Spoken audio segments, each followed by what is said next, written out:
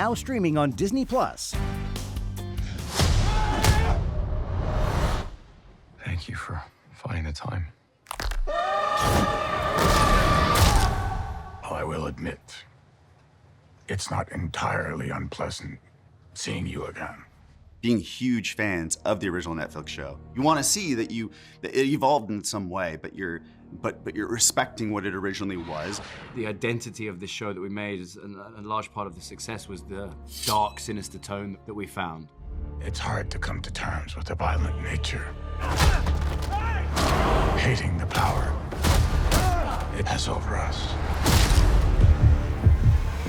Where we find them is pretty far evolved from where we left them in season 3, you know, and that's really why it is like a Born Again. It's like, yes, you're gonna recognize all of this, but they're in new places and they're going very new places. Why did you stop being a vigilante? The line was crossed. There's a kind of catalyst at the beginning of this new season that changes Matt's direction quite substantially. What we find is a man who is trying desperately to re-find an identity that he can latch onto. Some of the things that he has done to right-size himself ultimately end up being Band-Aids that he has to pull off. The mayor serves his city.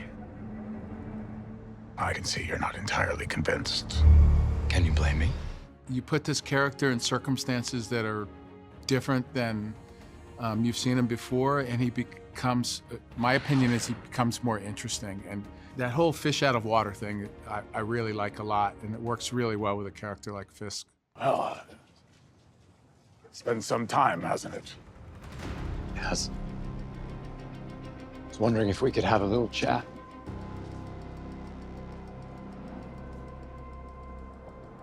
Yeah, I'd be delighted. Thank you. They are secretly obsessed with each other. They always end up gravitating towards each other. And it feels like if Matt or Wilson were to lose the other, they would actually lose a piece of themselves. Considering you've tried to kill me a few times over the years. As you have. No.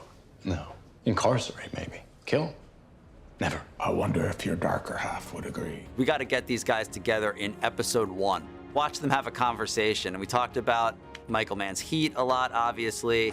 And being able to put these two together in a safe space and how they would react to each other. And it's one of my favorite scenes in the show, period.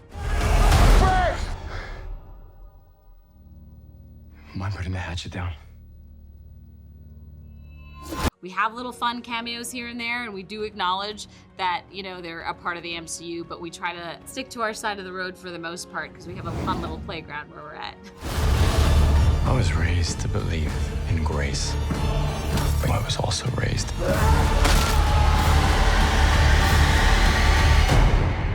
to believe in retribution. Getting Phil Silvera back into the mix, who's the stunt coordinator from early on in the earlier show, that was really important. We're huge fans of each other. So paying a lot of attention to the story that we're telling in action, that's a very high priority for us. And I think there's a few times in the course of this first season that we swing for the fences. Sometimes peace needs to be broken. And chaos must reign.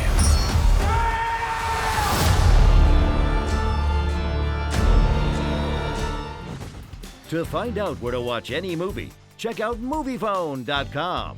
Find it, watch it.